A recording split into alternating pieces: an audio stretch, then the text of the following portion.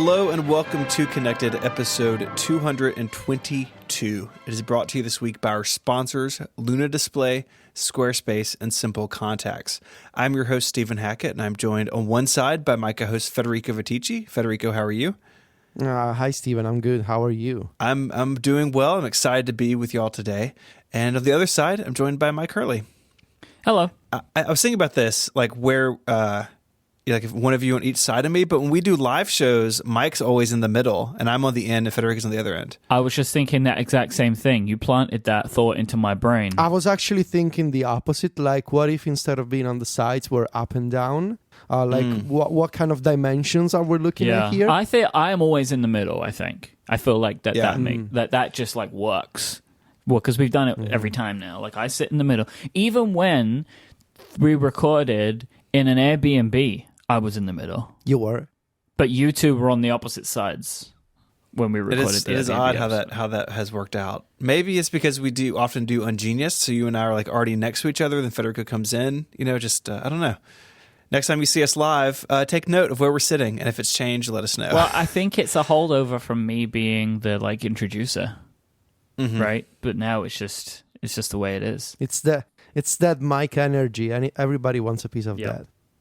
The chat room says it's because Mike is in the middle geographically, but that is all dependent on how you're looking at the map. It depends where you start, right? yeah, that's a matter of perspective, really, more than anything else. You know that speaking of geography, that most people in Italy have discovered over the past couple of weeks the existence of flat earthers, thanks to a television program that did like a series on these people, and like everybody's talking about them now, and it's very funny because I I get approached by like my mom or like my girlfriend's sister. Everybody's like, "Did you know that these people exist?" Like, yeah, I'm familiar with them thanks to YouTube.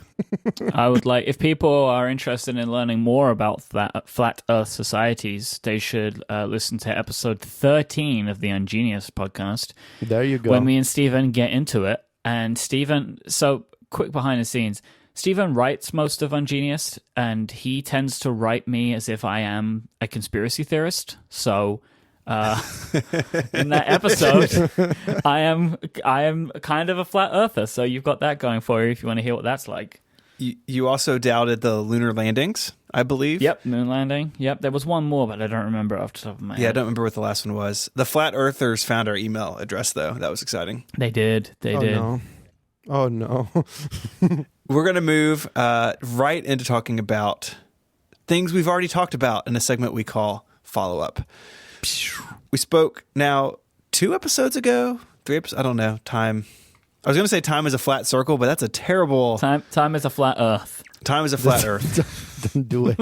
Don't go there. Federico, you talked about how you're accessing the files on your Mac Mini remotely, and I didn't talk about that. And then I sort of realized this week, it like popped in my brain that I don't have that need very often because the majority of like my working files are on Dropbox. But when I did need it, I was using Back to My Mac, which is now gone in macOS Mojave. Back to My Mac is no more. You just nearly stumbled on something that I can't believe we have not thought of before, which is macOS Mojave. That sounds so good. Like, why have we not been doing this the whole time? macOS Mojave. I love it. That is good. That's what we'll go with now. Thank you. macOS. So I had, again, this thought at some point and realized that I needed a new way to do this. And I didn't want to do what Federico had done. We're going to talk about what you've changed here in a second. But yeah, opening up SMB sharing on like a Comcast connection, like Comcast actually doesn't let you do it. You got to kind of jump through some hoops. And I really didn't want to go that route anyways. And so what I'm using is Screens and Screens Connect, which is this really nice remote management app. It runs on macOS and iOS, and Screens Connect is this little program. It used to be a system preference pane, and now it sits in the menu bar, which I preferred it as a system preference pane, so it wasn't in my face all the time. But it runs on the Mac in the background, and it basically acts as a conduit. So if I'm on my iPad somewhere else, or if I'm on my MacBook Pro somewhere else, I need to get into my Mac Mini. I can just open Screens Connect figures out where I am, where the other computer is, and lets me in. So there's no port forwarding. There's no like router configuration. You basically just turn on Screens Connect, and at least with the like my home network setup, it just works really nicely. And so I have Screens Connect running on my iMac Pro and my Mac Mini, and I just made a Dropbox folder. I named it Bridge, just because it seemed clever. And that's the only Dropbox folder I sync to the Mac Mini. And so if I need, and I'm telling you, I've done this like 3 times in the last probably 2 years. This is very rare for me. But if I need something, I can just remote into the Mac Mini, find it on my Drobo, put it in the Dropbox folder, and just let Dropbox sync it to me. And not have to deal with like transferring files directly over my connection. And I've been, at least in testing, really happy with it. And in 9 months, when this need comes up again, I'll let you know how it works. It was a time for me to reevaluate Screens and Screens Connect, and it's always been an impressive application. Version 4 is really nice, and it's a good alternative if you don't want to deal with like port forwarding and stuff. But Federico, you have changed how you're accessing your Mac Mini from the internet. So what are you doing? Yes, I turned off SMB sharing after feedback that I was sent by some kind connected listeners, and I'm now using just SSH and SFTP, which is encrypted and preferable to SMB. People sending you pictures of your file system. It's like, oh, hey, look. Thankfully, hasn't happened. Okay. I also adopted a longer and more complex password, which I thought was going to be annoying, but actually, thanks to the Apple Watch unlocking system, when I'm at home, I just need to press the spacebar on the Magic Keyboard, and the Mac Mini unlocks. Thanks to the Apple Watch. You don't get this, Michael, because you don't wear an Apple Watch anymore. So You don't know what I get. Go. Well, are you wearing 2 watches? No. So Maybe I should like set up a fake arm and just put the Apple Watch on it next to my Mac, sure. and then I could just have Nothing. That's not creepy at all. But I could see actually like a mannequin in your office, just holding the Apple Watch, so that you can fake use Apple Watch features. I could use that mannequin quite well. I could put like my VR headset on its head.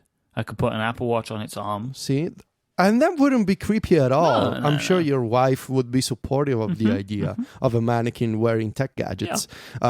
Anyway, yes, I'm using SFTP and SSH, still using file browser, and I can use Prompt. I can use all these other iOS apps to access my Mac Mini, which is very nice. Who would the mannequin look like? I wasn't thinking of that, but it will look like Prince Charles. I'm sure that would be fine. Didn't Matt Alexander have a mannequin made of himself for a thing? at some point, yes, he did. Okay, we'll find that one. Oh my God. I wonder if I can find that. Probably. It's on his Instagram, maybe. We can find it. I'll find that. Or it could be like not necessarily a mannequin, but like a wax statue. You know those? Like that they look like real people, but they're not. Oh, wax, like a wax statue, like a Man Two Swords type dealio. Yes, that kind of stuff. Some of them are super creepy and super realistic. Scott Forstall wax mannequin. 100%, you nailed Done. it. I couldn't think of who I would want it to be, but now I know who I want it to be. Yeah, now we know. With his eyes wide open. Eyes wide open, big colorful shirt. Nice. Yeah, there's a button that he just says, "It's blow away. It's blow away. It's blow away."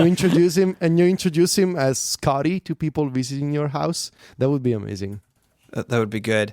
Federico, in the section where we're talking about this in the previous episode, you had mentioned that you were using the app File Browser. Yeah. Which actually does not support AFP. So the Mac has a couple of file sharing options. You have SFTP, SSH, like what you're doing. You have SMB. You guys are saying a lot of acronyms that I don't understand right now. Just want to let you know that. AFP, SMB, I don't know what any of this stuff is.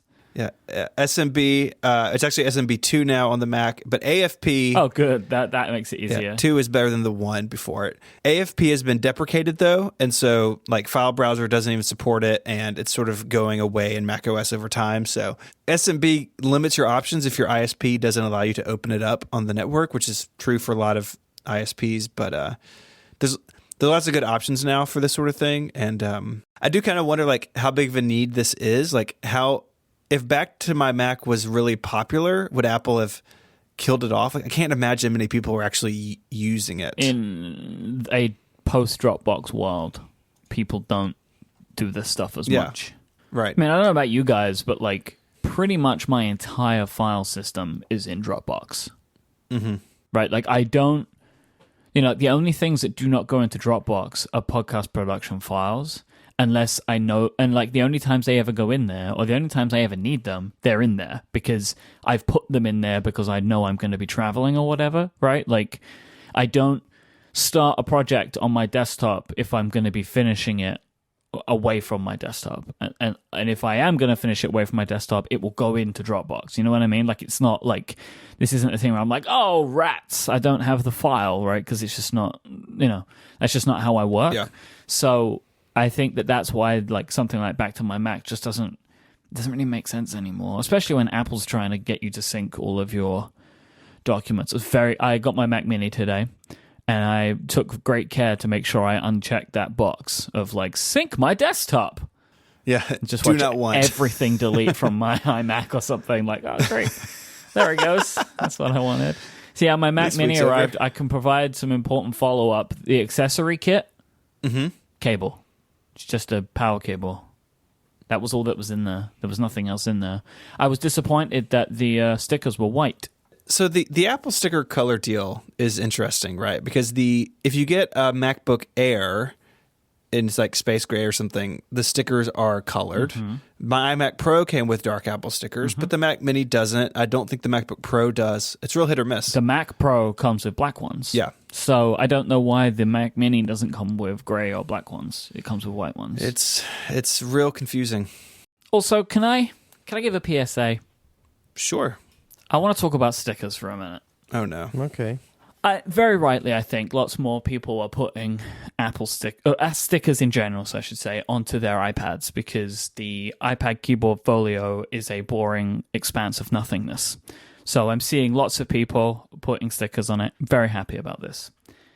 I would like to ask people, please don't put those white Apple stickers on your devices. It's too big and the sticker's not very good.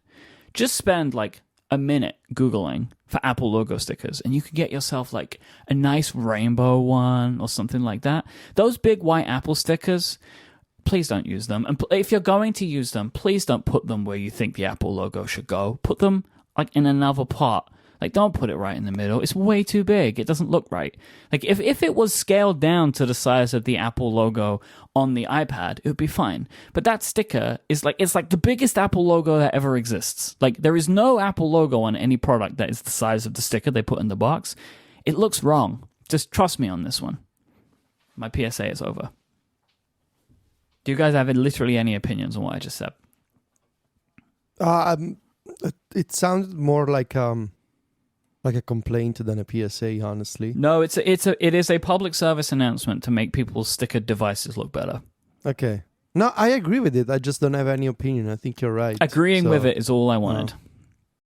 Yes, I agree with it. Officially.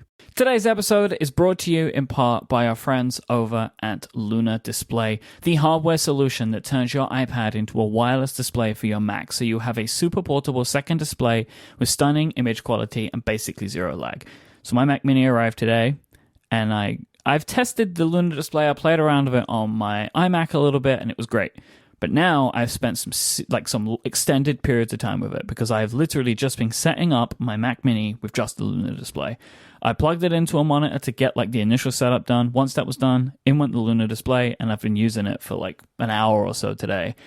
It is this thing is unbelievable. Like, I cannot believe how responsive this everything becomes. Like, it is wild to be able to use your Mac like this, like with an Apple Pencil. Like, it's so wild. Like, I can't believe how responsive it all is. It just really, honestly, like, just works. I am absolutely so excited about this. I've been waiting for this, right? I've been talking about it for weeks, right? Getting the Mac Mini, plugging the Luna Display in, and now I'm using it, and I love it. And here's one thing that I thought was fun, because one thing the Luna Display can't do is send audio. But what my Mac can do is connect to my HomePod. So I was, just to test out what it can do, I was watching a YouTube video with sending the audio to my HomePod, and it was flawless. Like, I cannot believe how it can do this so well. Like, the video looked amazing, and the audio was perfectly in sync. Like, this stuff is incredible. Like, seriously, like, if you have a Mac and an iPad, just pick one of these things up. Just to play around with it. But like, I now have the ability to access my Mac Mini from wherever I want. I can access my Mac Mini now because I'm just going to leave it on all the time, right? Like, it's just going to do its thing, and I can access it whenever I need. Like, I'm super, super excited about this. I think you should check it out, and we've got a great discount for you. Go to lunadisplay.com, LUNADISPLAY.com. Use the promo code CONNECTED, and you'll get 10% off. That's lunadisplay.com and the promo code CONNECTED at checkout for 10% off. Our thanks to Luna Display for their support of this show and Relay FM. I shared something with y'all over iMessage the other day, and I was trying to scroll through. I believe Federico's quote was, "You have to say this on the show or I will," which felt like a threat, if I'm just going to be honest with you. I think people know that I bought a second HomePod for Black Friday. It was like $100 off at Best Buy. And so my HomePod status has been one in the studio, one in the kitchen. We had an Amazon Echo in our bedroom. And a funny thing was happening. Sometimes I just put technology in my family's lives, and then I just sit back like a scientist and watch how they respond to it, just as an experiment. I just want to observe, take notes. And what I was observing is that people would come into the bedroom and ask Siri for things. And Siri couldn't answer because Siri was in the other room. This was going on about the same time where there was like some sort of issue between the iHome switches, or the power outlet deals that we have to turn lamps on and off. Something was going on where like the Echo wouldn't talk to those, but the HomePod would. And I was watching these two things on a collision course for each other. And when they collided, what came out was a third HomePod. It's very strange how that happened, but Target had a sale, and we are now a 3 HomePod family, and the Amazon Echo now is plugged in here in my office because I want to check Apple Music out on it when that launches, I think later this week or next week. But we're basically all HomePod now in the house. You took advantage of what was called the Green Monday sale. What is this? That's not a thing. Come on. Yes, it is. It's a new shopping day. It's called Green Monday. Why? Yeah. We already have Green two. Monday is an online retail industry term similar to Cyber Monday. The term was coined by eBay in 2007 to describe the best sales day in December. Green Monday. Yeah. Don't you know that today is Yellow Wednesday? Are you not familiar with Yellow Wednesday? Oh, I didn't. What's tomorrow? Yeah, it was created. Tomorrow is Purple Thursday. Purple Thursday. Yeah. I knew about that one. I didn't realize it was coming up so soon. I thought it was next week. Yeah, don't try to move away from the topic yet. So now, do we get to make fun of you? You don't, now? but I can. Considering, no. Okay, considering all the things you said about my 3 HomePods, I feel like you came up with a bunch of stories to justify your purchase of a third HomePod.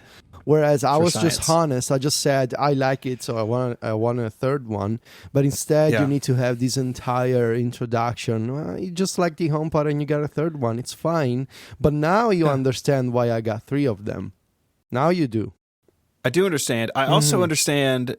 So the first 2 were the white, which I really like. The third one is black. The room that it's in black looked a lot better. The black looks really good. Like I kind of wish I had done black on all of them, which again is something I believe you told me early on. So Federico, I submit to your wisdom in the HomePod arena. Thank you. I even set it up as a studio pair for a little while. They're in separate rooms now, but I wanted to experience that. Holy moly, it is good. Yes, it is very good. If you're listening to music a lot, like that is the best way to do it. Yeah, they're separate now because they're in different rooms. But when I set it up, I was like, I just want to experience this because the one in the studio, like where it's plugged in, to get it out is like pretty serious remodeling at this point. It's like that one is here forever, but the stereo stuff is really cool. And we woke up this morning and they're discounted yet again. Like Apple has everything on sale. Well, kind of. I think this might just be in the UK. Apple is emailing some Apple Music customers. This came from 9to5Mac to give them a £50 discount to bring it to $269 for us. And so that's just like another thing that they're doing. But this is like a promo code coming directly from Apple, where all of the sales have been through third parties like Best Buy. But Best Buy, Target, I hadn't etc. seen any sales on the HomePod here. I hadn't seen any. I wasn't looking, but that I hadn't seen any. But yeah, having bought two at sales price now, like I firmly believe $349 is about $100 too expensive for this product. Like, I would never pay. I mean, my first one I paid full price for on launch day, but no one should. These are on sale often enough. Like, wait till it's on sale. Is my $250 is the right price. When you talk about Smart HDR, we can talk about it. There's this photo that I saw on Twitter, shared by Tyler Stallman. Tyler Stallman, and I think it's a good example of what I was trying to articulate. I think it was last week or a couple of weeks ago about the iPhone camera, and how I sometimes, often, or sometimes, often. It's either, it depends. Some weeks it's sometimes, some weeks often. it's often. Yeah, okay, cool. Depends on the pictures. I get you. Depends on the you. weather. Depends on a bunch of factors. I don't like the pictures that come out by default from the iPhone XS camera.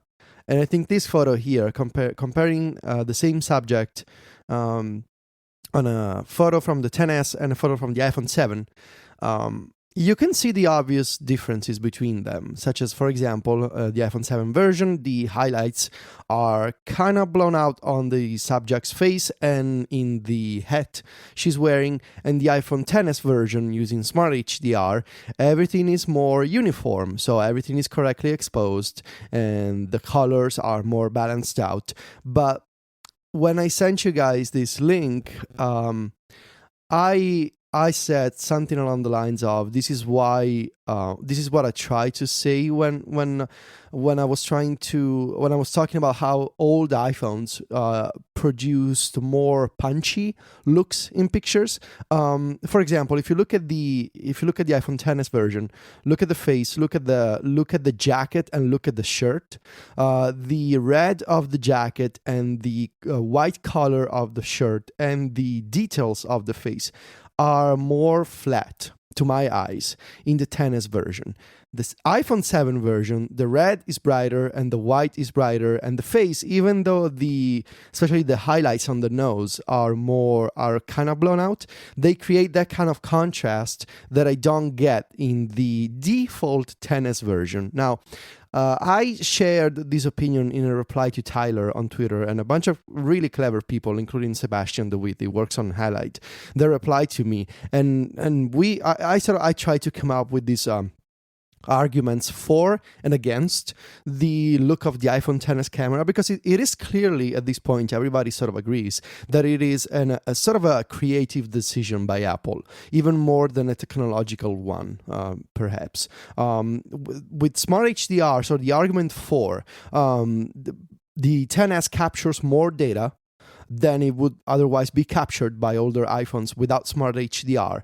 And thanks to these more data points, you can recover some details in when editing a picture in post, essentially. So it's sort of like RAW. I mean, it's of course less data than RAW, but thanks to Smart HDR, you're able to adjust more aspects of a picture than you would be able to adjust with an old iPhone without Smart HDR. So most people told me on Twitter, if you don't like, for example, the flat colors of the jacket or the flat skin tone, for example, just bump up the contrast a little bit and the result will be better thanks to Smart HDR than doing the same on an old iPhone without Smart HDR.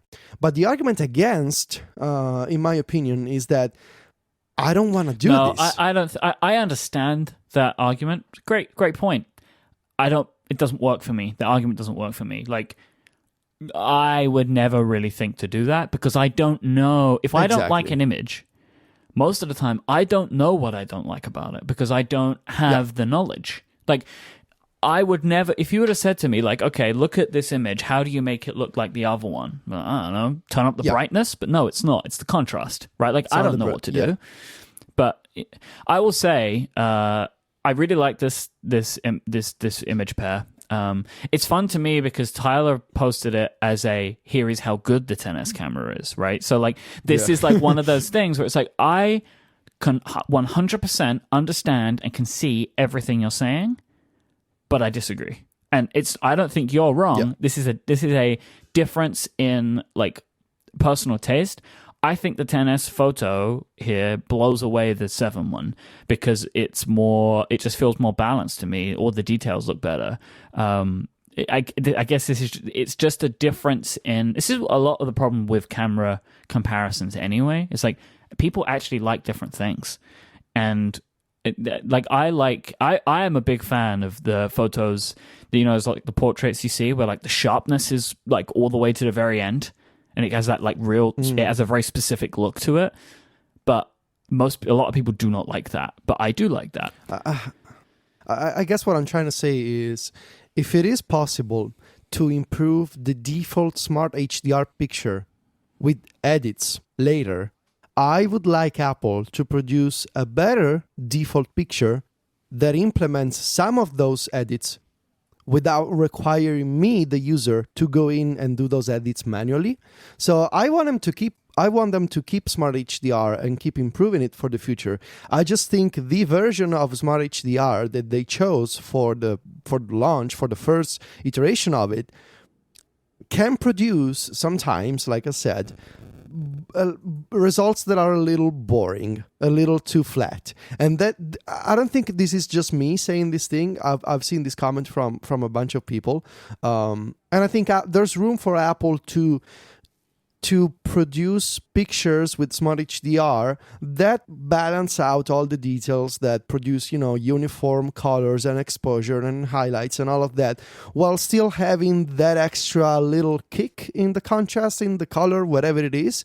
But yeah, I mean, it's totally fine if you prefer the iPhone XS version. I can see why people prefer that.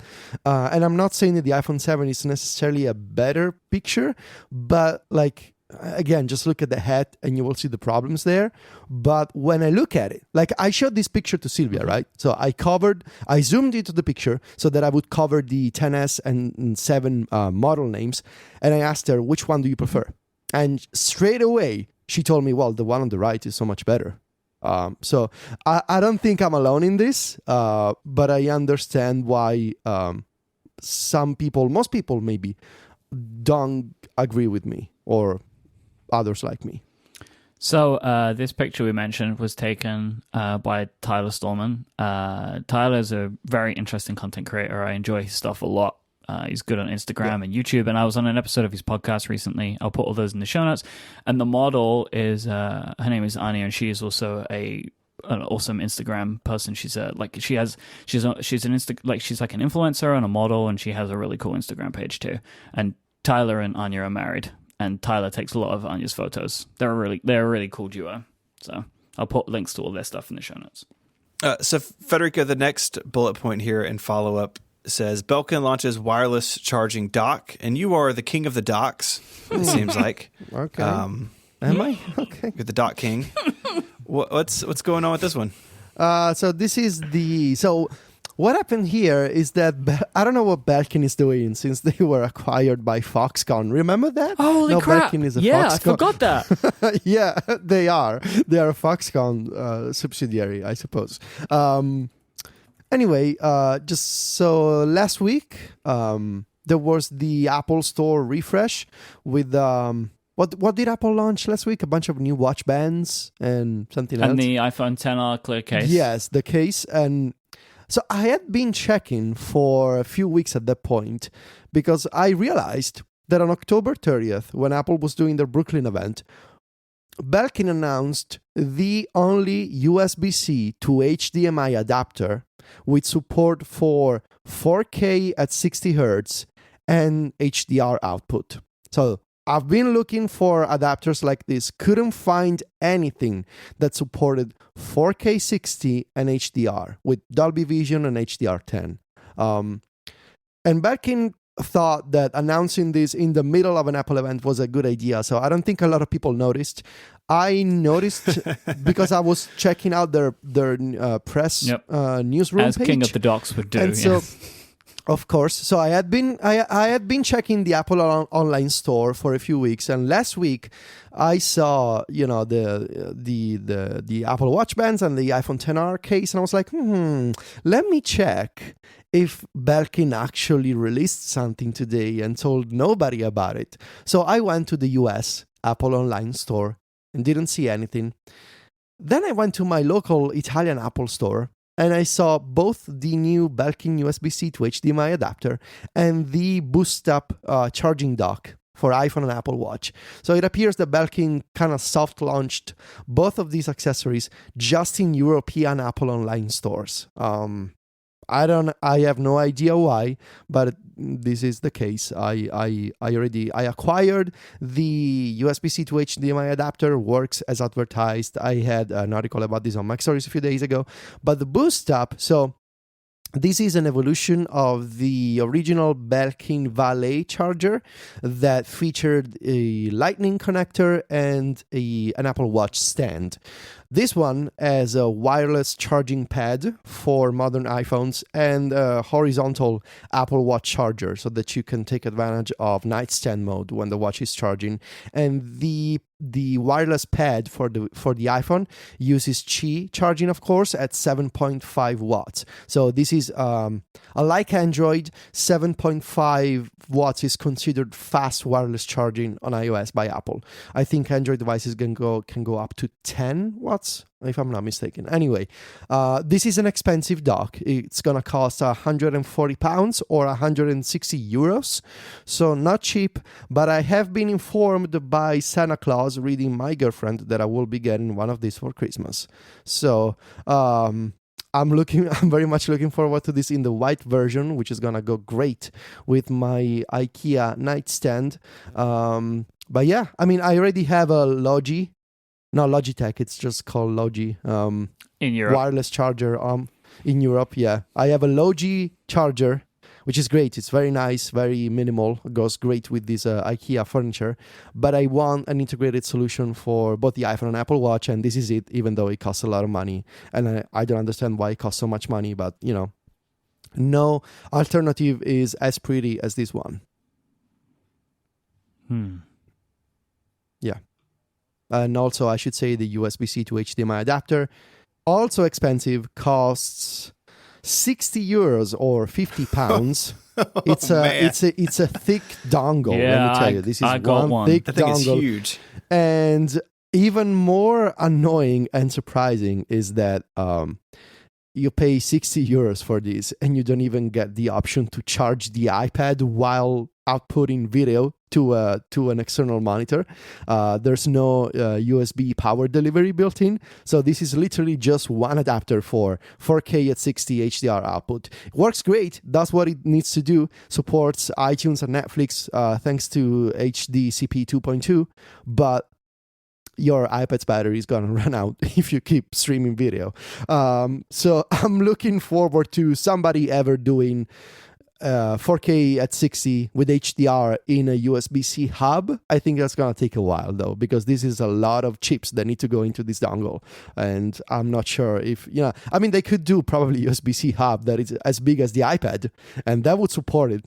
But looking at this image on Mac Stories, the dongle looks like it's half as tall as the iPad is. That's an 11-inch iPad, but yes, it's not small. It also seems like that dongle's big enough they could build a battery bank into it. It's very big. So you don't have to have power delivery because there's a battery in there letting everything charge. It's Papa Dongle. That's what it is. It's the king of all dongles. On that day, by the way, Apple also put the 18-watt charger for sale.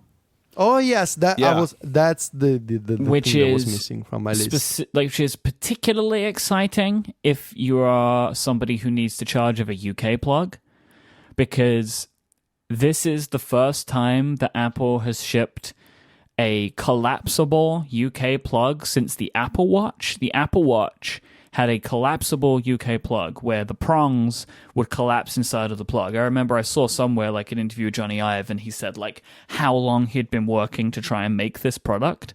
And now the second time this has popped up is with the 18-watt USB-C power adapter charger. I can't believe it's taken them this long to roll it out more, but I just bought a couple of these because this is the best charger I've ever seen for a UK plug now, because it collapses down so it won't poke you. And as Casey Liss has told us all, this is the superior plug type. So yeah, Casey loves them. He actually, weirdly enough, like it was very expensive for him, but he had somebody go to his house and replace all of his wall outlets with UK outlets. He has to make he has to make a lot of like really particular like purchasing decisions now about like his electronics and stuff. But yeah, Casey prefers something non-American. Yeah, this is his favorite. He had everything in his house changed over to the UK plug system, and that's it. And he loves it. I'll be sending a couple of these Casey's way because he loves them so much. Well, I mean, there's if Casey likes something from the UK, I have a whole list of European things he could like. So, like healthcare? or democracy. We have a couple of brief things to round up what has been a record-setting segment of follow-up. First, there's a really nice segment on this week's Upgrade about the iPhone. That's a good show. iPhone, air quotes, discounts.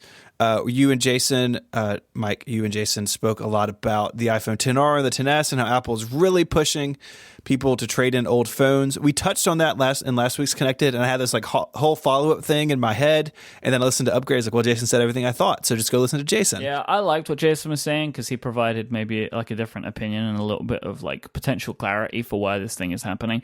I still maintain that it's super weird. It is weird, but I think Jason has a good viewpoint on it. Lastly, longtime listeners will know that at the end of the year, every year, here on Connected, we do a year in review episode where we sort of walk through the calendar and as if we're walking through the forest picking flowers. Each flower is a story as we go through the months, and sometimes so romantic. Sometimes the stories we laugh at because we thought it was a big deal at the time and it didn't go anywhere. Some things are really small at the time and it being big. It's really fun to see how things turn out. But we need. Do you usually laugh at flowers, Stephen?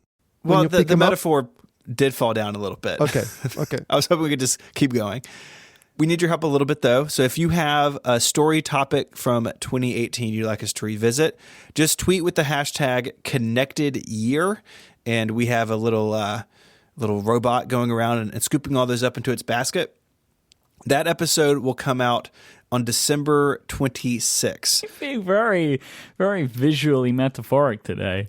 Why has the robot got a basket? Well, where would the robot put the tweets? That's true. I guess he prints them out. I don't know. I think there is one obvious best topic of the year, and that is so obviously weird fish. Of all the things we discussed, weird fish is the absolute winner. But we are up for discussing other topics of the year, even though weird fish is the best topic. Don't we also have some predictions to go through? Yes, we do. And we will do them on that episode, probably.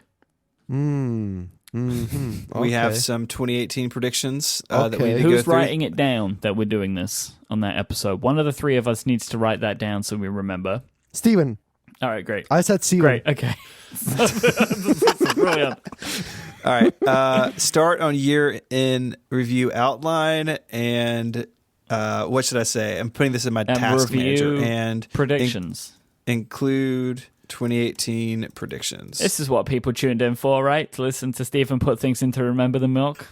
There's still room for Air Power to come out. No, there isn't. AirPods.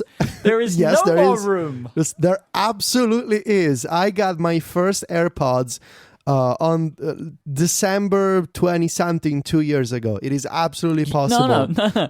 The time you bought something, that's not like that's when you bought it. They didn't release it on December 20th. It doesn't matter. I think it doesn't matter. If you ever worked at Apple operations, you know this is not how it works. I didn't, but I like to say that. Some people do on Twitter, so I can say that too.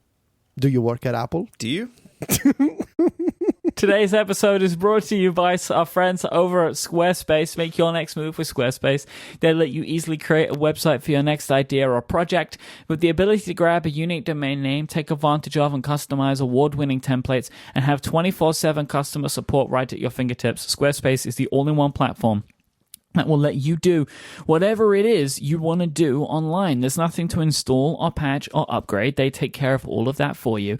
Everything is accessible in the web browser. It's super, super awesome. No matter what type of website you want to make, maybe it's a blog, maybe you want to make an online store, maybe you want to make a site for an upcoming event. We did this for our wedding earlier this year. It was super awesome. We could take advantage of their templates that they had. They had like wedding templates.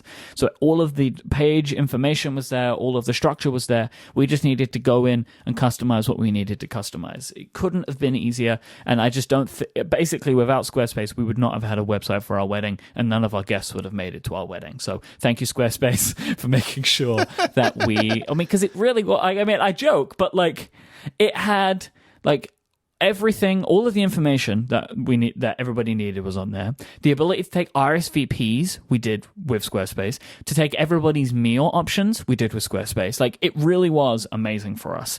You can sign up right now by going to squarespace.com/connected.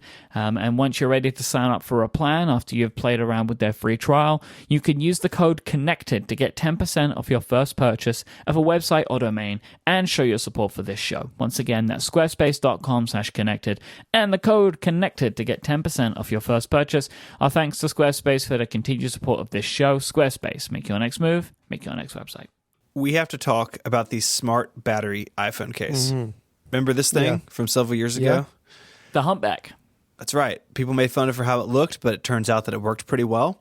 There are rumors by Mr. Rambo over on 9 to 5 Mac that the smart battery case could be making a comeback in watchOS 5.1.2, which is the best version number of watchOS yet.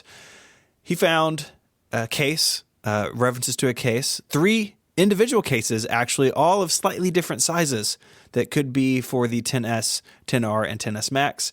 He believes they will be out this year, so they could squeak in under the wire.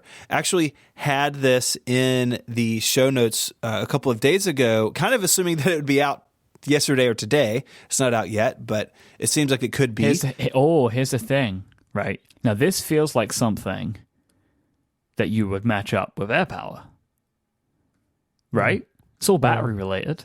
Totally. I'm sure this charges via it's got to be heat charging, you'd expect, but I bet it's not. But it would be nice if it was. Imagine that all at the same time. Wouldn't that be nice? That'd make you happy, Federico. That'd be weird. I don't think this would work with AirPower, though. I can't imagine this being wireless. Why? Like, it would be cool if the battery case could wireless charge, and then it could charge your phone. It's like a fire brigade of power. However, the image on 9 to 5 Mac has a lightning port on the bottom. Yeah. What if the battery is larger and it's toward the bottom because they need to fit wireless charging coil on top of the battery? I think it'd be cool because you could just leave this in the case all the time, but still use wireless charging. And then when you pick your phone up, you have bonkers battery life. Yeah, I would be surprised, honestly, if Apple did release a product like this and it wasn't wireless charging enabled. It feels like that you would be adding like ugly complexity, if you're like, well, your phone charges wirelessly and we want you to get that, but your case, you have to plug that in. Yeah. Yeah. So I don't know, is this something that y'all want? Oh, yeah. Oh, yes. No. as soon as possible. All right, Federico, you first. I was one of the few people in the Apple community, so fancy, that publicly of which I am king of the docs. Publicly expressed is a positive opinion in favor of the iPhone 7 smart battery case. Did you use it? I have no memory of you using it. I loved it. I had an entire section of my iPhone 7 story about it. I loved how native to the iPhone it was. No need to manage anything. No need to turn it on and off. It was all integrated right there in the batteries widget. I loved it, and I was so sad when starting with they never made a version for the Plus models. They never made a version for the iPhone 10.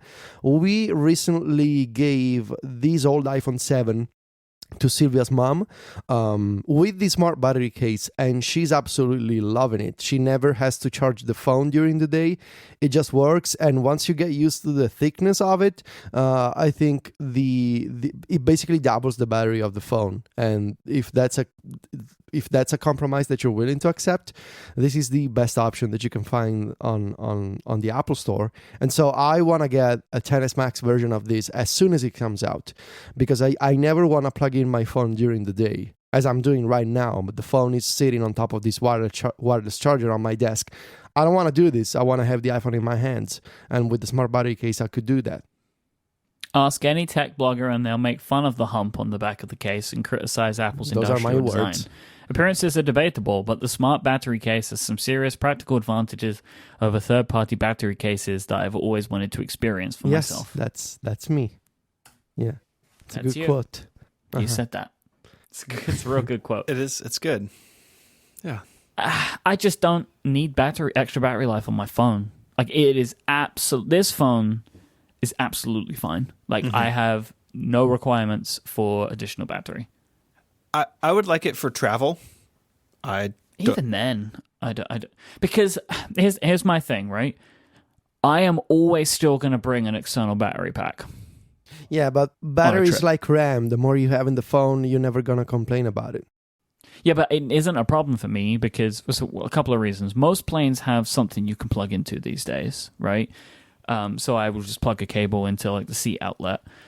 But other than that, I have like this massive Anker battery, which I have that can charge anything that I will take with me, right, on a trip. Will it charge your USB-C iPad Pro? Yes, because it's actually like it's the one that charges the Switch, and the Switch is incredibly power hungry. Ooh, will you put a link to that in the show notes? I don't know what one it is, but I'll find it. I recently acquired the Wirecutter recommendation for USB-C batteries. This is a brand that I was not familiar with. It's called the ZMI USB PD backup battery. So this thing is the best battery I've ever used. It supports 45 watt output. I'm going to buy that one because mine only does 30 watts. So you don't want my link. My link sucks. What's your link? Okay, so this is the current Wirecutter recommendation. I needed to wait a week from Amazon to get this delivered. But today Sylvia needed to use her MacBook Pro, which was turned off. This thing turned on the 13-inch MacBook Pro and kept it charging as she was using it. Here's the thing, though. I've never heard of this company. Yeah, but I've had this battery for 2 weeks. I haven't caught fire. I haven't exploded. The Wirecutter recommends it. I think you should be fine. Also, I checked, and this company makes other things like cables and other accessories. And it looks very premium, actually, like the battery itself. It's like an LED indicator. And what's even better about this battery is that it doubles as a USB hub. So once you're charging, it's also a hub, but it's a battery hub. It's insane. It's awesome. And it looks very, very stylish and classy. It's got this sort of space gray color. I love it. I'm not sure if it's available here. What is it, 45 watt? I think it just might have a different name, maybe. What is it called? ZMI. Yeah, like the actual product name. Is it the Power Pack 20,000? No. Just okay. click on. I'm looking at one. Click on the Wirecutter link and it'll. Yeah, it takes me to a search when it finds zero results. So you need to copy the name and search for it on Amazon.com, or Amazon Italy has it. It's advertised as the battery for the MacBook, MacBook Pro, Pixelbook, Nintendo Switch, and a bunch of other phones. Yeah. All right. Maybe I'll get it from Amazon.com then. Yeah. Anyway, you were saying, Michael, something. Oh, I've just searched for it on Amazon.com and it's not there either. God, what? Are you sure about this? So, yeah. Well, you can read the Wirecutter explanation of it. Yeah, that's like having it. It's on Amazon Italy. If you know Italian, you can sign up for an Amazon Italy account and buy from Italy. Maybe it's an Italian company. Maybe the I stands for Italy. Yeah. I see it in the U.S. It's right here, just in my browser. I'm searching Amazon.com and it's not finding it. I don't know what's going on Right here. anymore. Yeah. Okay.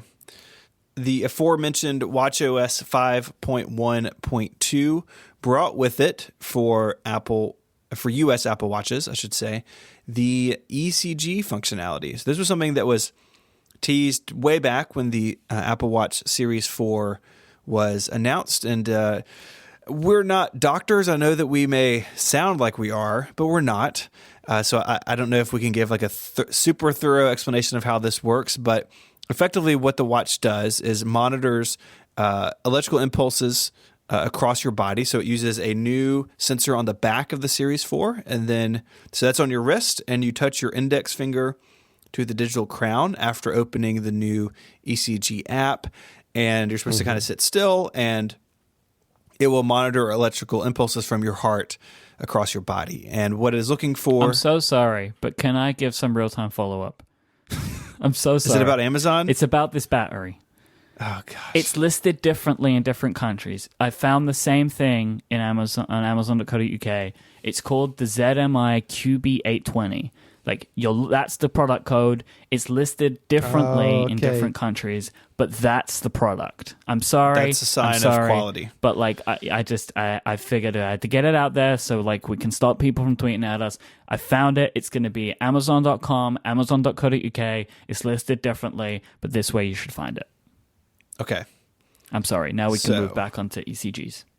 So ECGs are looking at, is this electrical impulse generated from your heart? Is it in a regular rhythm called sinus rhythm, or is it acting up and you could have a health issue? And so the ECG looks at that. I played with this when it came out, whenever 5.1.2 came out several days ago, and it works basically how Apple described it on stage. You open the app, it walks you through some like setup screens. You have to like enable it on your iPhone as well. Some of that actually is a little confusing. I think Apple could have done a smoother job at the onboarding, but they really want to make clear that like if this shows you have an issue, or even if this doesn't show you have an issue and you think you have a health issue, like go see a doctor. Like there's a lot of lawyer speak in some of this stuff.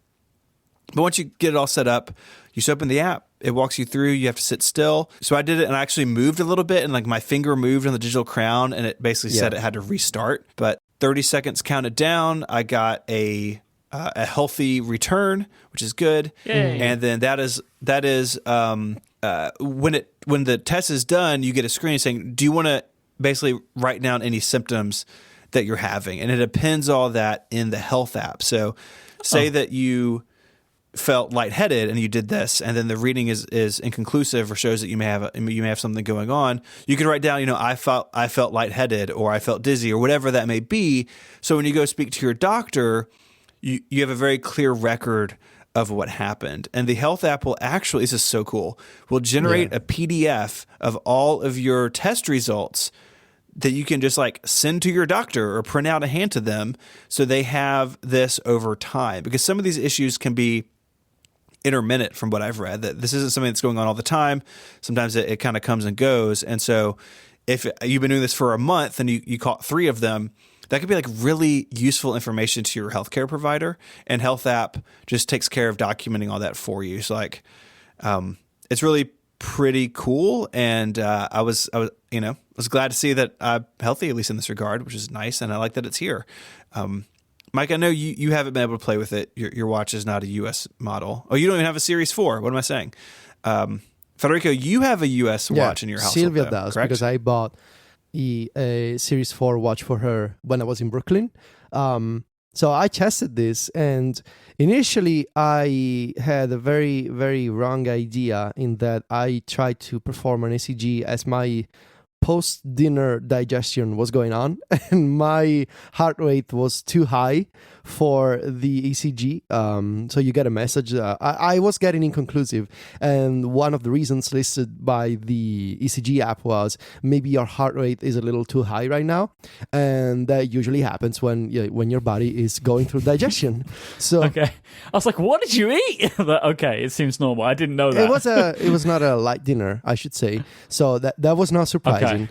So what I did is I just waited a little, relaxed, ran the ECG ECG test again. And it's not like I was worried because I just had an ECG at an actual doctor, the classic one with 10 electrodes on your body, like a couple of weeks before. So I knew that I was fine, but I ran the test again and it came back, sinus rhythm, all good.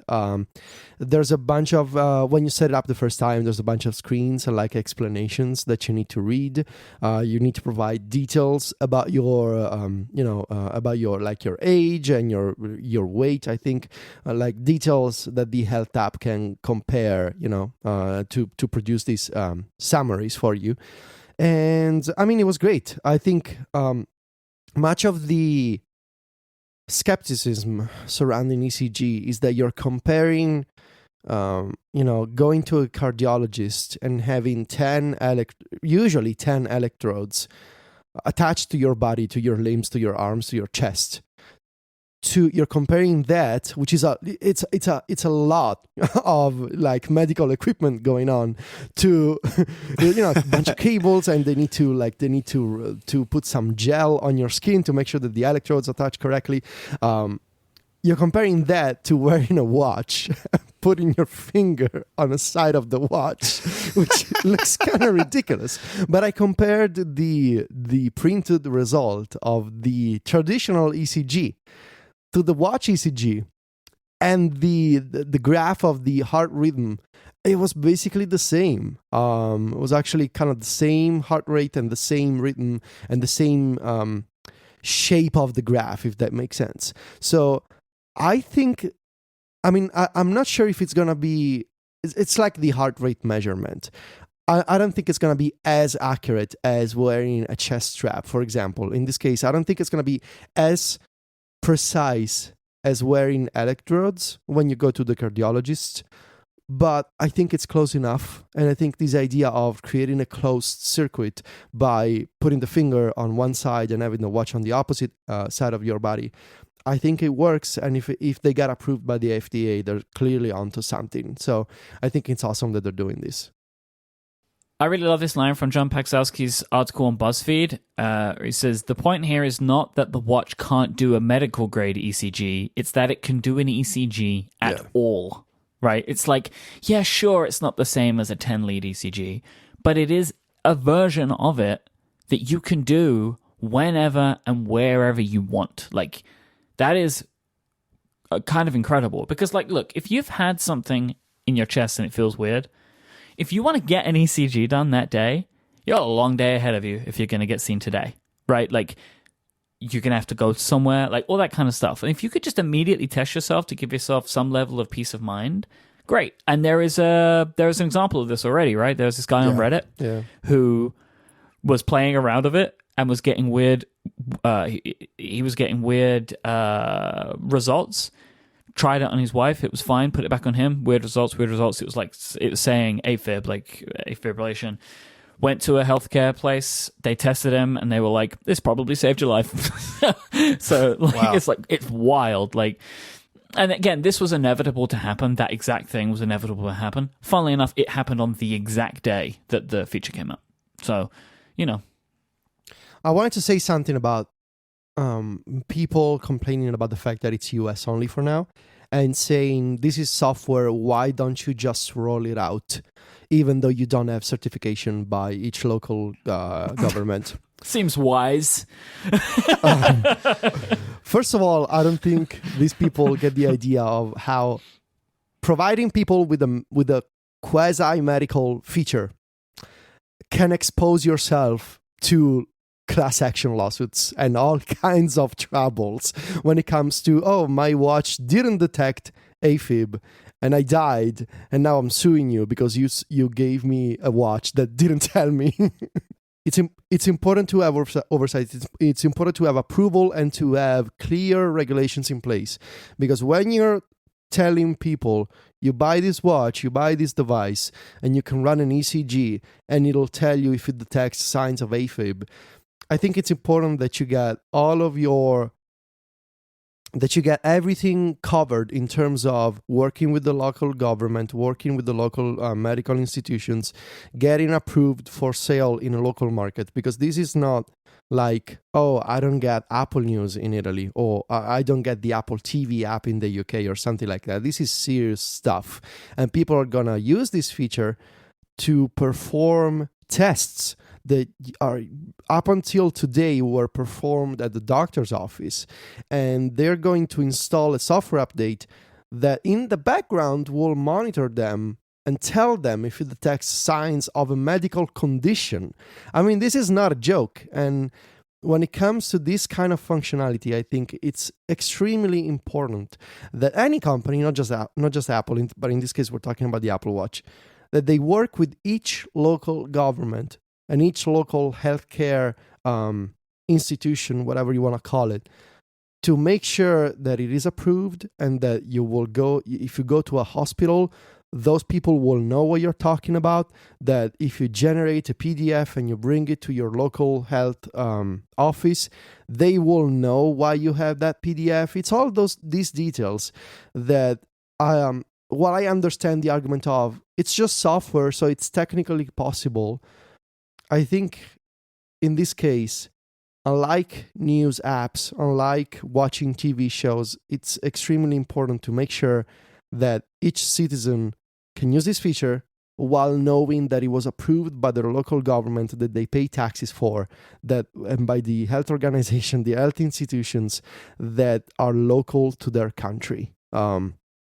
People are probably going to disagree with me.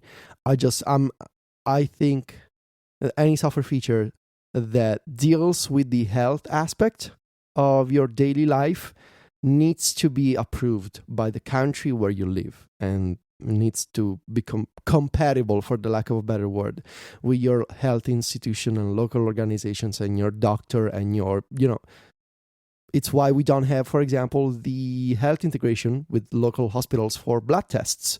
They could enable that, but it's not just as easy as saying, oh, there's an open API, now your hospital can work with that. They need to get approved, and they need to get approved for your safety, for their safety, because Apple doesn't want to expose itself to lawsuits by people complaining about this feature.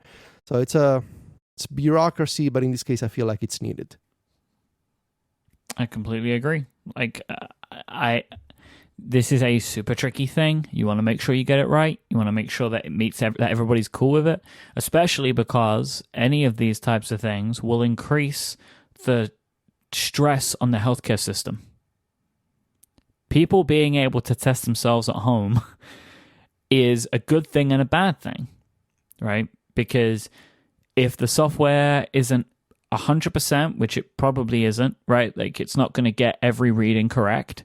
It may give false readings and people go and get themselves tested and there was no problem. But even if it does give them a problem, right? Like, that is a person that wouldn't have taken that reading. I mean, and as terrible as that is, that they may have had a problem, right? But, that's going to drive more people into medical institutions, anything like this. It is something that I believe people should have the access to, because we have the technology, so people should be able to use it. Like, if we have the ability to democratize healthcare in this way around the world, that should be done, right? Like, but everybody needs to understand it comes with complications and problems. There are also issues with, like, people becoming obsessive about testing themselves, which is also not a good thing, right? Like, there are a lot of issues that come with stuff like this that we need to understand and deal with properly as a society, but it is 100% something that should exist, but it needs to exist within the institutions that already are in place. Like, Apple can't just roll in and be like, we put a heart testing sensor in this thing, it's your problem now. Like, it's irresponsible. They need to work with the governments and the governing bodies to make sure that this stuff is implemented correctly. Health features need to be regulated. That's my tested. That's my perspective on it. So, yeah. But as soon as possible, really, they should work. I hope that in 2019 we'll see the rollout of this feature in a bunch of countries. So we'll see. Now, one last question for you guys on this: are these features like serious selling points of the Apple Watch? So, like, at this point, you have ECG, so you got AFib detection, irregular heart rate detection, fall detection, and emergency assistance. Like, is this kind of stuff a serious selling point for the Apple Watch? Yes.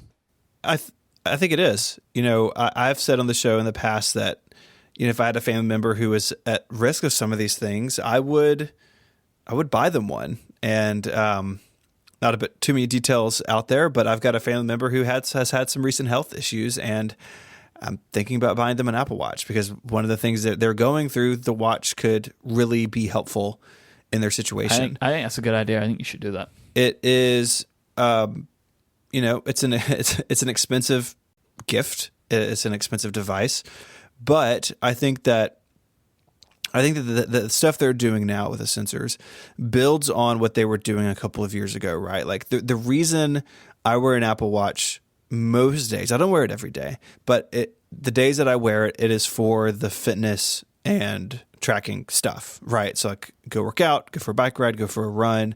I want to quantify that and see how I'm doing over time with my activity level. The notifications and that stuff, like I use less and less of it, mainly because I work at home. Like I'm always here. So like I see when notifications happen. I don't necessarily need to be tapped on my wrist. So I've dialed that way back. But the fitness stuff is important for a lot of people. All those stories we heard, we still hear them, but especially like when the watch came out and like WatchOS 2 and 3, when the fitness stuff really got kind of more open to developers, people saying the Apple Watch helped me lose this many pounds, or I've exercised 90 days in a row and like I'm still closing the rings. This health stuff on top of that feels like the next level, right? Where the stories like that guy on Reddit who, the doctor said, like, this probably saved your life. Like our friend James Green, right? Like the Apple Watch did save his life. And those things are really important. And it's when, like, I like talking about this. I like talking about the Apple Watch. I'm interested in it mainly because of this sort of thing, because Apple can apply its like hardware, software services, magic to things that really matter. It's one thing to like, oh, I synced all my contacts around. And like, I know Federico would kill for that right now, but it's a different thing to apply that to, oh, hey, you may have a heart condition, or, hey, your aunt had a fall and no one would know except that the watch called 911 and called you as her emergency contact. That stuff matters. And Apple doing more in this arena is really exciting to me because so far they've done a really good job of it. And so I think it's a huge selling point, maybe not for the whole population, but at least for a segment of it. I think it puts it miles ahead of something like a Fitbit that just can't do this stuff. Yeah, totally agree.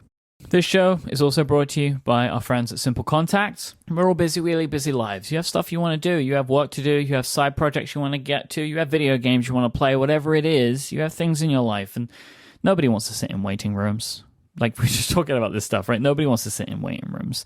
No one wants to sit in doctor's offices. You don't want to be there all day. You don't want to lose your whole day. Well, your contact lens renewal should not be one of these things. You don't have to renew your prescription order every time just by like having to sit in a doctor's office. You want to be able to do it from wherever you want in just minutes. You want to use Simple Contacts because they will let you do that. They have a self-guided vision test. It takes just 5 minutes to complete. This is way faster than taking time off to go to the doctor's office. And then you can reorder your contacts right from the app whenever and wherever you want. A licensed doctor reviews every single test so you can skip the office visit, but not the care. This is not a replacement for your periodic full eye health exam. Simple Contacts checks that the current prescription that you're giving them helps you see 20/20, and they will renew your lenses based on that. They are not writing new prescriptions or examining your eye health. Simple Contacts have all of the brands and lens types you're familiar with at unbeatable prices. Their vision test costs just $20, and the standard shipping on their contacts is free. Plus, on top of that, we have a special offer for our listeners. You can get $20 off your contacts by going to simplecontacts.com/connected20 and using the code connected20 at checkout. Their app has over 5,000 people who have rated it 5 stars. It's a very good app. Stephen, can you tell me about the Simple Contacts app? I can.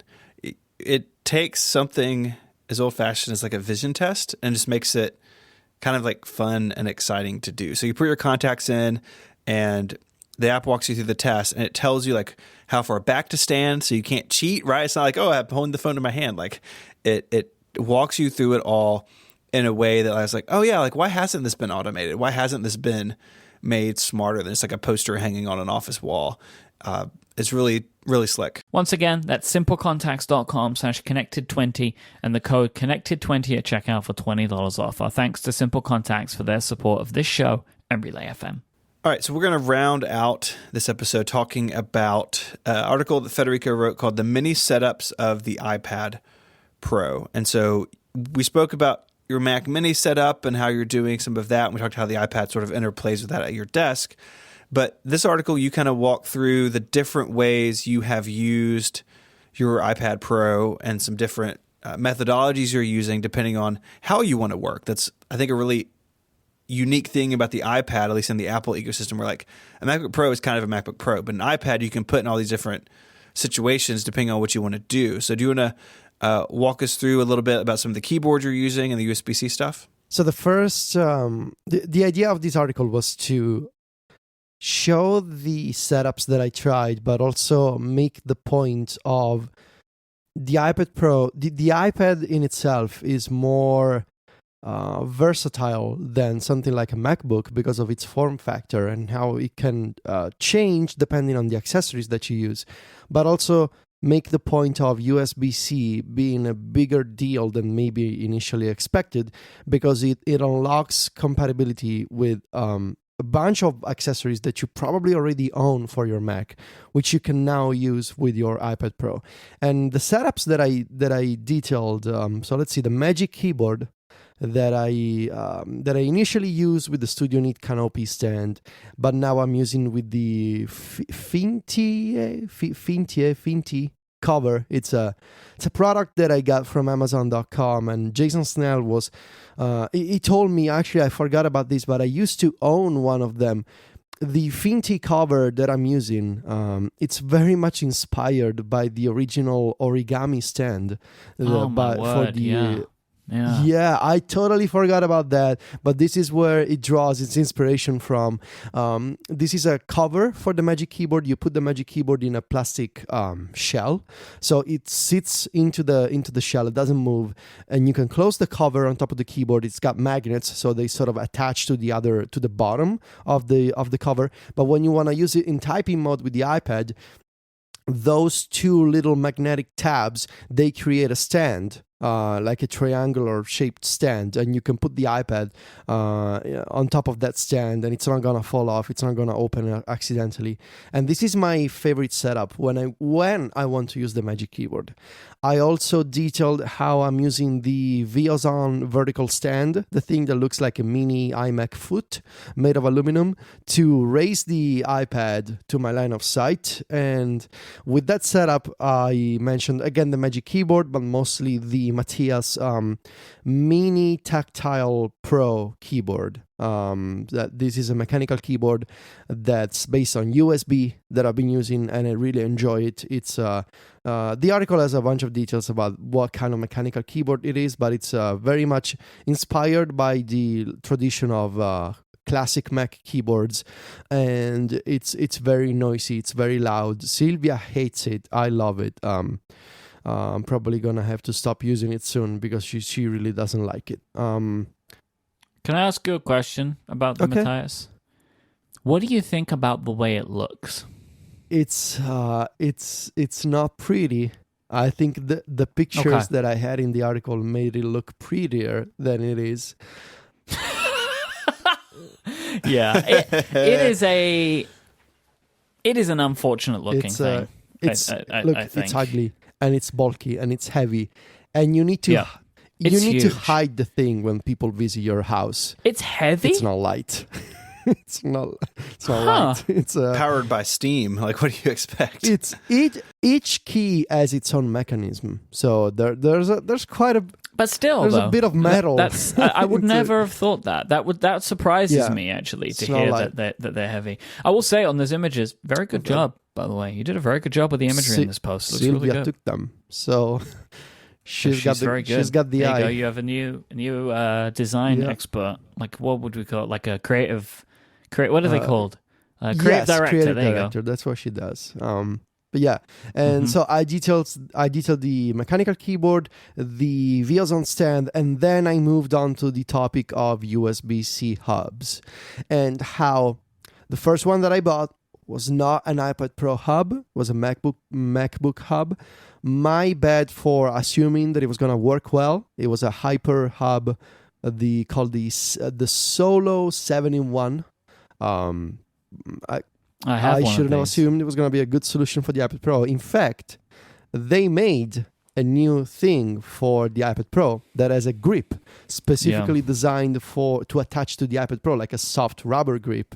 There's a Kickstarter campaign going on right now for this new Hyper hub specifically designed for the iPad Pro. But I settled for now on the OWC USB-C hub. This is a review unit. They got in touch with me. I was skeptical of this product, but I actually really like it. There's two things I don't like. The USB-C cable is too short, and as you can see in one of the pictures, when I use the iPad Pro on the stand with the USB-C hub, it's hanging off the iPad because it cannot sit flat on the desk because the cable is too short. And also, it doesn't support USB 3.1 Gen 2, which is 10 gigabit per second transfers, but only Gen 1, which is 5. And also doesn't have, as I mentioned a few minutes ago, doesn't have 4K at 60, but only 4K at 30 hertz.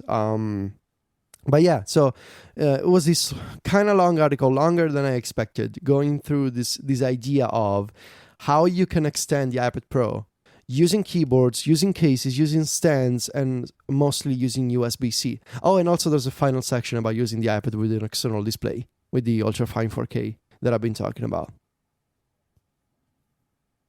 And a bunch of keyboard shortcuts. What USB-C hub are you I'm actually using the OWC using now? one now. That's the one I'm using for now. I mentioned in the article, I'm not completely sure this is the thing I'm going to stick with. I have two more on the way. So I made a pledge for the Hyper Hub on Kickstarter, which should be coming out in January. Coincidentally, though, Satechi, they announced their own USB-C hub this week, and it's shipping this week. I have one on the way, I think later this week at some point with UPS. And it's very similar to the Hyper one, kind of similar specs. Doesn't have a soft grip for the iPad Pro, so I want to see how well it's going to attach to the side. But yeah, I want to test this too, and I guess I'll follow up in January. What is that? The Type-C USB 3.0 3-in-1 combo hub? No, there's an article on Mac Rumors yesterday. I'm going to send you a link. God. Okay, thank you. So, just reading your article, and just in general, just ever so slightly looking at this, all of this stuff is so confusing. It's so confusing. What is confusing for you? Everything about USB-C. Okay. What do you think is confusing? The fact that, like, oh, well, if you want it to do this, you need this specific one, and it's got to support 3.2 or 3.1. But don't worry, don't think about Thunderbolt. Like, it's like all of this stuff, and like you are doing a great job of breaking it down. But like, so the confusing part is like everything that gets to the conclusions that you get to, right? So like the stuff that you're doing is a great service to people like me who don't want to buy 20 hubs. But like just reading through everything that you're having to go through, it's a little bit of a minefield. Yeah. Okay. Yeah. That is true. So which one of these, like just like having looked at the imagery of this Satechi and the Hyper Drive, which one are you more interested in? I don't know. They're very similar. I think at this point I'm more interested in the Hyper one because of this patent pending grip that they have. All right, let's not go crazy. That's what they're saying. I mean, I want to see how it works. I think the Satechi one will be fine. I think both products. I have the Solo Hyperdrive thing, right? I bought it for my MacBook Pro. It works great. It is a little bit looser than I would like, which I get why it is that way for the MacBook because of where the USB-C ports are on the MacBook. Like I'm maybe more excited about this one because the USB-C port is in the middle, so it will be more balanced, right? Which is I would assume. I think I'm going to back this too, and I expect they'll probably make their shipping date because they're an existing company that knows how to make products exactly like this one, right? You'd expect, you would think that they might know what they're doing. You would hope. Yeah. I don't know, but I guess get in. There's only 16 left of the early bird special, so there we go. I'll get one of those. Yeah, this is a nightmare. This stuff right now. I do have some other questions for you, Federico. How frequently are you actually using your iPad with the Very monitor? frequently. Whenever Okay. I wanna write for at least a couple of hours, I'm gonna use the monitor. Okay. Because it's more comfortable over. If I'm writing for like 30 minutes or an hour, I'm gonna use the iPad. But if I know I'm gonna write for like 2-3 hours, then I'm gonna sit down and use the monitor. Okay, Yeah. that makes sense. And you had a picture in your article of you using the Apple Pencil. Yes. With the iPad on the desk, and I wonder how does that actually work? How are you how are you using that? So with the iPad next to me on the right side of the desk, I can just use the pencil to navigate and tap on things. So then I don't have to use my fingers because it's more it's easier on my wrist to use the pencil. And sometimes I have to look down at the screen to make sure I'm tapping the right things. But if I'm just scrolling, it's fine. I can just quickly glance at it. Like if I want to open an article in a list of multiple articles, I can just quickly glance at it and tap. It's not a big deal, really. And it's kind of like using, I think you use a Wacom tablet or you used to, I don't know. I do. It's basically the same idea, but in this case, the tablet is also a computer with the screen. So it is unfortunate that when you're doing mirroring to an external display, the iPad's display never turns off because this is basic mirroring. This is not like a Mac that you can put in clamshell mode and have the display be off, but video out is going to the monitor. This is not like that. But it's I made the best out of a bad situation, so I can use the screen of the iPad, which is always on, as a trackpad to control the UI that I see on the bigger monitor. I am greatly enjoying watching you go through all this stuff. These articles are really good. They're really fun. Next up will be, so I'm not sure because now we're on Mac Stories, we're working on all of our end of the year app and game roundups. So I don't know if I'm going to have the time for another smaller article before the end of the year. I would like to have one but to explain how I enabled there's an accessory that I bought that I want to write about to turn the Smart Keyboard Folio into a similar setup to the Smart Folio. So using the iPad in touch mode, which the Smart Keyboard Folio doesn't support. It's like this kickstand that I'm going to write about it. But yeah. Not 100% sure what you mean, but let's leave it at that so people can wait for your article. Yes, Okay. It's a very weird product, but it works. But yeah, it's fun it's both fun and a nightmare to go through this stuff. It took me weeks, and I needed to talk to people like Marco and Steve John-Smith. I had Steve actually send me his script, like a Swift Playground thing that runs code to check the resolution of the external display. It was a whole thing, but it's fun to do this research for me. I love doing this kind of research and buying things from Amazon and confirming that they work and complaining when they don't work. It's fun. Also expensive, but it's fun. The worst hobbies you could have. Yeah. Feels like we're done. If you want to find links to the stuff we talked about, to this battery that has no name, or to a K-Base article about Back to My Mac being dead, you can find all that on the website relay.fm/connected/222. While you're there, you can get in touch. There's an email link in the sidebar. You can send feedback and follow up via email. Or you can do it over on Twitter. You can find Mike there as IMYKE. Mike, of course, is the host of a lot of shows here at Relay FM. You can find Federico on Twitter at Viticci, Viticci. He's the editor-in-chief at MacStories.net. You can find me there as ISMH, and I, like Mike, host a lot of shows here, and I write 512pixels.net. I'd like to thank our sponsors this week, Luna Display, Squarespace, and Simple Contacts for making the show possible. And until next week, guys, say goodbye. Arrivederci. Cheerio. Adios.